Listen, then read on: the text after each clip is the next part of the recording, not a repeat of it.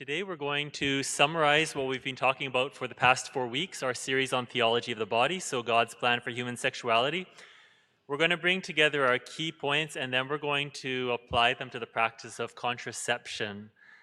Now, the reason most Catholics make a shift in the way they look at sexuality is not because of these theological reasons, they're important, but the main reason most people make a shift is because they love Jesus.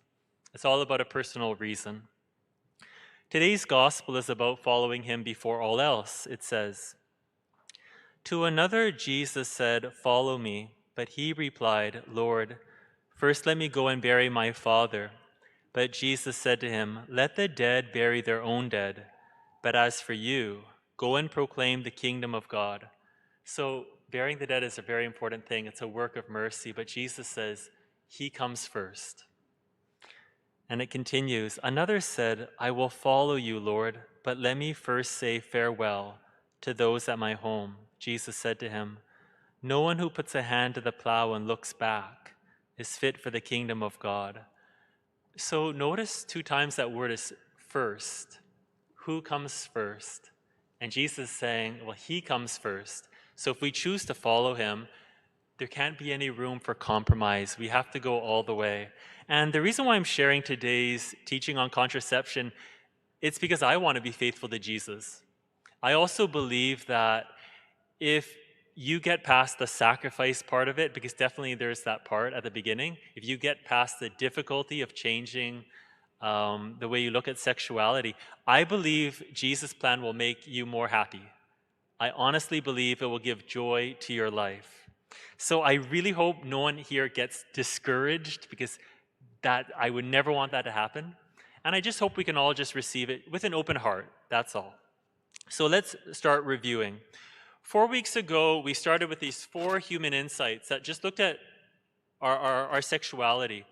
And the point of that was just to point to the fact that our sexuality is actually sacred. So we made the point saying how all societies recognize that sexual assault is so much worse than physical assault. It actually causes spiritual harm to the person. Okay, we're talking about something spiritual. We even talked about how our sexual organs are so unique from other physical organs, they give us such intense pleasure. They can even lead to addictions. Again, there's something sacred going on here. So the point of that is, if you've got sacred organs, you should follow a sacred design. You should follow God's design. So part of that design is, we said, sex. The purpose of sex is not pleasure. The purpose of sex is procreation and the bonding between husband and wife. Okay, so pleasure comes with it. Clearly, it's a good thing. It incentivizes us to do it, but that's not the purpose. So just like eating, so the purpose of eating is not pleasure. The purpose of eating is nutrition. If you eat only for pleasure, you become unhealthy. If you focus on sex as a means for pleasure and only on the bonding part, if you separate it from the life-giving part, ultimately it becomes unhealthy. So God has chosen this beautiful setting, the love between husband and wife, as the setting in which he performs a miracle. So we said, just making this observation, okay, sperm does not have an immortal soul. The eggs of a woman does not have an immortal soul. Where does the immortal soul come from? Obviously can't come from the parents. But at the moment of conception, there's an immortal soul. Where does it come from? It comes from God. So this is the primary reason why the church says contraception is wrong, because that setting in which God has chosen to create a miracle, we're saying to God through contraception, we don't want you to do that. What is the action actually saying? It's saying, God, I want the bonding and the pleasure you designed in sex, but I don't want you to perform your life-giving miracle. Now, we might think, for example, no one actually thinks that consciously, but that's what the act is saying. So we might think, well, I'm trying to be responsible in terms of the number of children I'm having. Responsibility is good, but you have to do so in a way that respects God's design. So more on that later. Contraception was not invented to stop pregnancy. That's abstinence. Abstinence is 100% safe, 100% effective. Contraception was invented to indulge sexual instinct, because it means we can have sex whenever we want without the responsibility. That's a second reason why the church says it's not right. Here's the third reason. it produces an anti-life mentality. So there's a tendency to start seeing children not as gifts, but as burdens. But when children are received as children, of course, are incredible responsibilities, and they can sometimes overwhelm us. But children aren't primarily inconveniences. So if a couple is open to life, their mentality is generally this: if God gives us a child, I might be completely overwhelmed, but I'm still going to receive the child as a gift because I know that sex involves a possibility of new life, because that's what sex is about. Now, people often ask this question at this point. They say, well, Father Justin, a lot of Catholics use natural family planning to avoid pregnancy. So what's the difference between that and contraception? Good question. Well, if they're the same, why doesn't everyone use NFP? Well, some people say because it's not reliable, but actually, if you, I'll send you it's going to be on my website, the British Medical Journal, the study that shows the reliability of NFP. If you use the modern methods and you actually follow it, it's going to be very reliable. The difference is the mentality and the lifestyle. NFP says, if we're not ready to have another child and the wife is fertile, then we wait to make love. But contraception, it's a very different mentality. It says, we can have sex whenever we want. Dr. Janet Smith, she noted that in the United States, 50% of people who go for abortions, they report that they went because their contraceptives failed. So this anti-life mentality, it starts seeing abortion as backup contraception. In 1992, the US Supreme Court, in its decision on Planned Parenthood versus Casey, it said that for 2 decades, couples have based their intimate relationships on the availability of abortion should contraceptives fail. So the mentality of contraception, it sees abortion as a backup form of contraception. That's not good. The fourth problem is that contraception treats fertility as a bad thing. When people are fertile, that's good and healthy. When people are infertile, that's a terrible cross because the body is not able to do what it's meant to do. So the ability to give life is a great blessing. But look at the way, for example, the contraceptive pill works. The contraceptive pill tricks a woman's body into thinking it's pregnant. That's why women cannot get pregnant when they're on the pill. The body already thinks it's pregnant. That's not good for a woman's body. And think of the word pill. People take pills when they're sick. But fertility is not a sickness. It's a normal part of being a healthy person. Here's a screenshot from the United Kingdom National Health Services website. They list different forms of contraception. Notice that almost all of them listed are for women. Notice also that many of them are invasive in the body. They put things into the body which should not be there. Notice also there's no male contraceptive pill. Why? Why haven't scientists developed a male pill, contraceptive pill, that makes them sterile? They're working on it. Why has it taken so long? But more to the point, why has our society tolerated for decades that women have to take all these hormonal treatments? In 2013, Health Canada noted that 23 women died in connection to the birth control pills Yaz and Yasmin. There were also 333 adverse reactions. And the CTV story on this topic, it included a link, and the link says this: 2 brands of birth control pills raise blood clot risk. Why does our society tolerate this? Why aren't feminists saying enough? We're not going to take this into our bodies. Our culture, which believes in hormonal contraception, it tolerates this treatment. It sees fertility as something to be treated, even with so many side effects and deaths. It sees fertility as something to be suppressed. What about barrier methods? Are they right? Go back to what we said last week. We talked about what's called the language of the body. What are we saying with our body when we use barrier methods? We're saying, again, probably not consciously, but the act is saying, we choose to put a barrier between us. So the church objects to barrier methods, not only because it says to God, please stay out, not only because it takes sex, which is sacred, and reduces it to pleasure, but because it inhibits the language of total self-giving. When there's a barrier between a couple, they cannot love each other totally, because the couple is basically saying, I want to love you totally, but not your ability to give life. Or I want to receive you totally, but my fertility is getting in the way. And that's a fifth reason why the church says this is not right. So it goes back to that good example we used some weeks ago.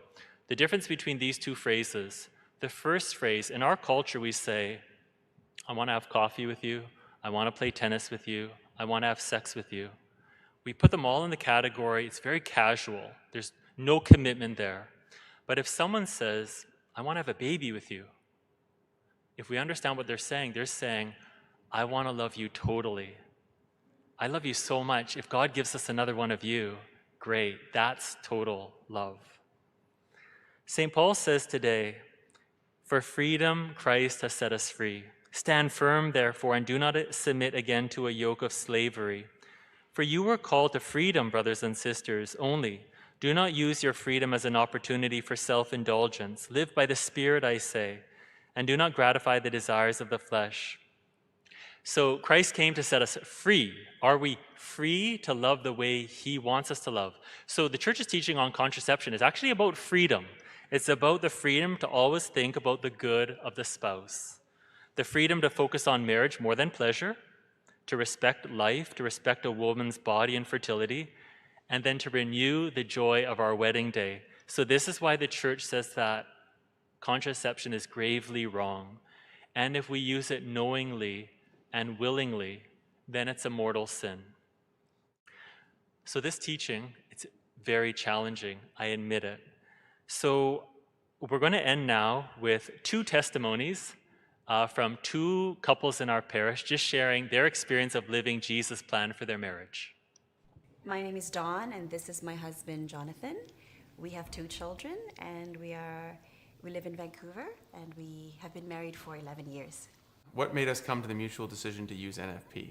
So I'm a convert to the faith, and as I was exploring the faith in my 20s, long before I met Dawn, I encountered the church's teaching on Humanae Vitae and marriage and sexuality, and a lot of it I resonated with right away. The church's teaching on contraception in particular struck me as perhaps a little unrealistic or outdated, but it did pique my curiosity, and so I looked into it more, and a friend lent me a series of 8 talks by Christopher West, and after listening to those talks and kind of discussing it a bit in RCIA, I was, I guess you could say, I was convinced about the sort of holistic, natural beauty of the church's teaching about human sexuality, and how if a couple has sufficient, I guess you'd say, reason to do so, using NFP works with nature and works with the way that human sexuality and marriage is designed by God. We didn't get into NFP because we wanted to plan our families. The reason why we had to seek out information through NFP was to resolve a plethora of my health issues at the early parts of our marriage. I had a lot of difficulties after my second child was born, and the quality of life I was experiencing as a result of these difficulties with my health around reproductive health and other symptomatic related issues encouraged me to seek help through a medical team, and the way that they wanted me to begin the health treatments was to first investigate a holistic approach through our charting system, and the idea that through science we can understand God's intelligent design in our bodies, heal ourselves holistically, not just be content with medication or treatments that only address the symptomatic presentation, but never really going deep down into the underlying causes. So what are the fruits for a marriage of utilizing NFP? The first word that comes to mind is communication, insofar as that it's something that you do together, and you have to communicate about it. And so for the husband, you would just learn more about, again, about kind of nature's natural rhythms and how those rhythms impact your marriage. And it deepens and enriches other parts of the marriage. One particular fruit that I really enjoyed observing is the way a husband can appreciate this intelligent design within a woman's body, and also how he can support me through the ups and downs of my cycle. And I guess this is how the tenderness and the communication and the true love between a husband and wife just goes beyond physical intimacy or what's tangible. It's the fruits are, if we allow God and we trust God and we adapt. I love the fact that he has given us this gift, and us allowing him to have space in our lives in a very practical, tangible way will only reap rewards that we do not know of until the time comes to recognize these gifts. And I am very sure he will be there for us every step of the way. My name is Laura, and this is my husband, Greg. We have been married for 20 years next year. We have 3 kids. 3 kids. And our NFP story started a few years before even getting married. And early on in our dating, courtship phase, Laura asked me, she's like, what do you want out of this relationship? I decided that I wanted this relationship to be serious. I wanted to eventually marry her. And whatever I needed to do, or we needed to do to make that true and real, I was more than willing to do at that time. And we decided that we would make our relationship a chaste one. What I find so beautiful about NFB is, for us, especially for me, it keeps the marriage new. It's like a natural built-in courtship, the waiting, the anticipating, the careful timing of things, and it guards the marriage from so much doubt. It takes the guesswork out, and so I feel more free to love Greg and to allow him to love me back. So the Catechism of the Catholic Church says that it allows the couples to respect each other's bodies, and it encourages tenderness between them. And I really love that, because it speaks so much to my desire as a woman to be protected and loved and adored. And NFB has done all of that for me in the marriage. For myself, one big thing that has been important to me is intention. The intention of how I approach or how I see the sex act in our marriage. Through NFP, I've been able to, I guess, check myself, know that there's a balance and that my intentions are pure. That stops a lot of issues, I think, even from starting. And with all the difficult things that a married couple needs to deal with in life, it's nice to know, it's wonderful to know that the sexual relationship that you have isn't going to be one of those issues. So for couples who are struggling with this decision, we understand it's not easy. Even after so many years of being married, 20 years almost of marriage, it's still not easy. It's still not easy, but it has brought us a lot of peace. So I can share that with couples who might be on the fence, or couples who are thinking, or if one individual in the couple is not quite sure. It really has brought us a lot of peace. The whole idea of children coming into this world can be overwhelming, but it has brought us a sense of we have tried our best to invite our kids into this world even before they came, because through NFP, our heart and our mind was open and welcoming, regardless of the circumstance. You know, you think of financial, you think of what's the world like today, and you want them to be here, but you're scared. So our children, 3 of them, all came in different times in our lives, different circumstances, and it definitely brings me peace, and I'm sure Laura peace, knowing that they were welcomed into this world with open arms. Regardless of whether they were planned, they were welcomed. And that does bring us a lot of peace.